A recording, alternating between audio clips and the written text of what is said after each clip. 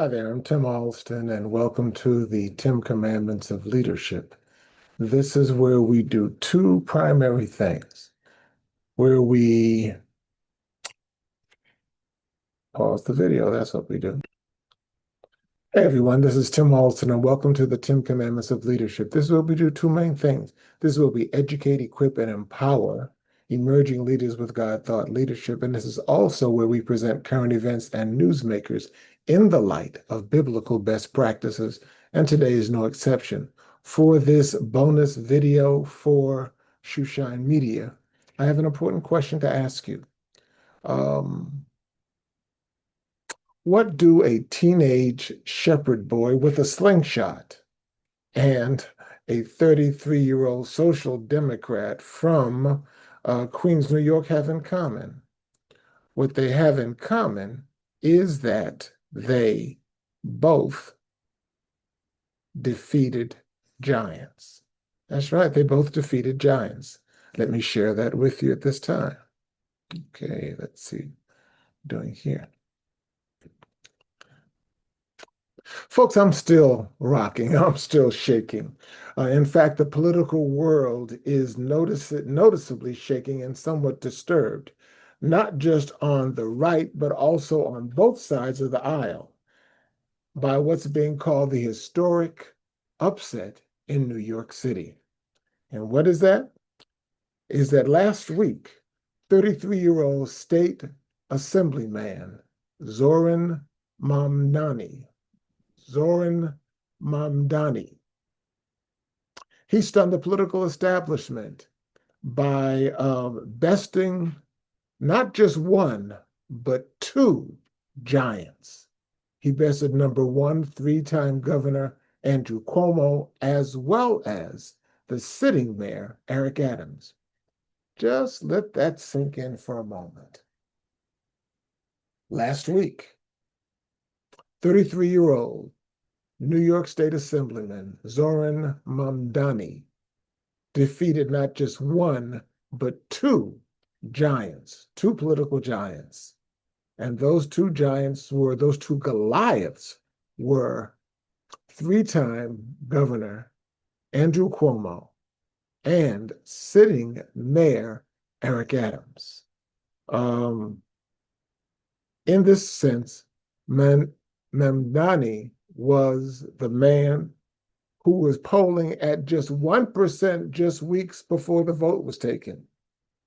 Mamdani was also the man who the system constantly mispronounced his name. He was underestimated. He was also overlooked, and now he is likely to be the next mayor of the nation's largest city. In this race, giants fell, and the political earth shook. And this story, well, it's really not new. Quite honestly, it's biblical. You see, David versus Goliath is what this story is really all about. It's not just some bedtime story. It's a best practice from the Bible itself.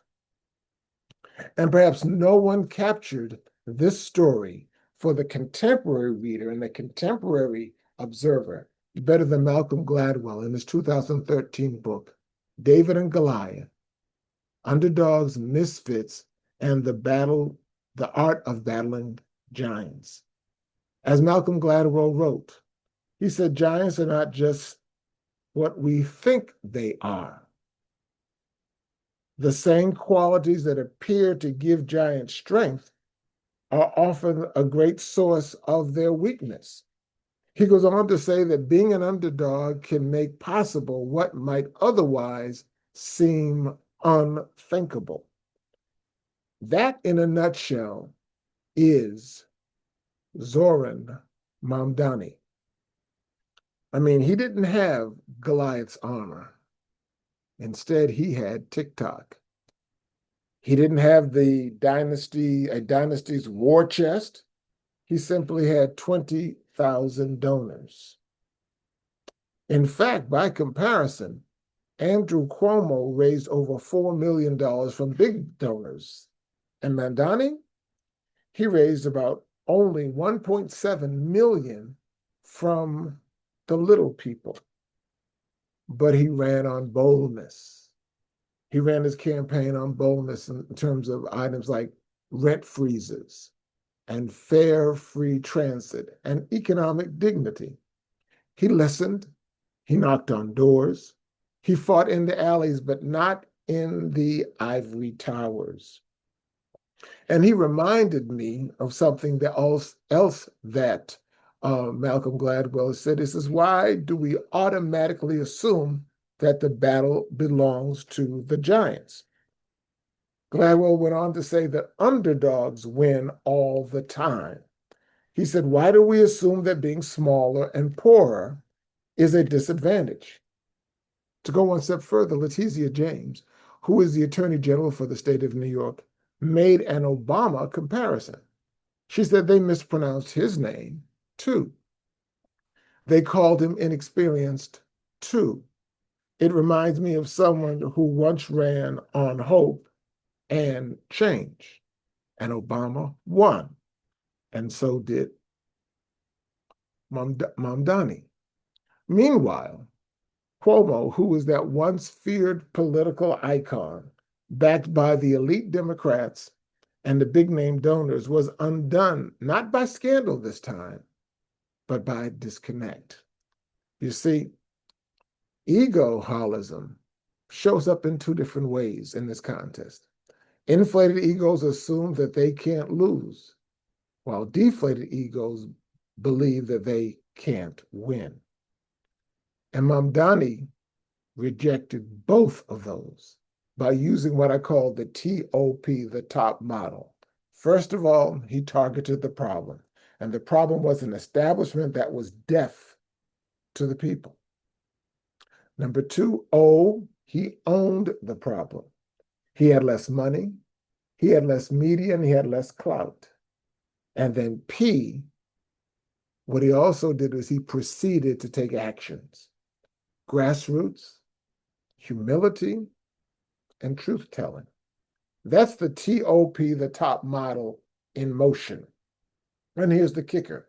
Just like kids who manipulate distracted parents, the people stepped in while the Goliaths argued, and they made their voice heard.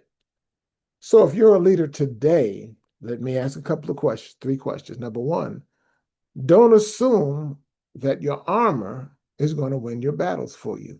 It won't. It won't. It's not the armor. It's what's inside the armor. Number two, don't overlook the Davids that are all around you. The little Davids, the little shepherd boys, those people who we believe can't win. Don't forget, Mamdani only had 1% of the vote weeks before the vote. And number three, don't miss your slingshot moment. Underdogs win all the time. Understand this. Giants aren't as strong as we think. And when they lead with purpose instead of with pride, then they, like you, can drop a Goliath. Are you ready to defeat your Goliath? Are you ready to defeat all those Goliaths in your life? Then if you are, then contact me. You can reach me at timalston.com, or you can email me directly at info@timalston.com. Together, let's defeat the Goliaths in your and my life. Take care. Bye-bye.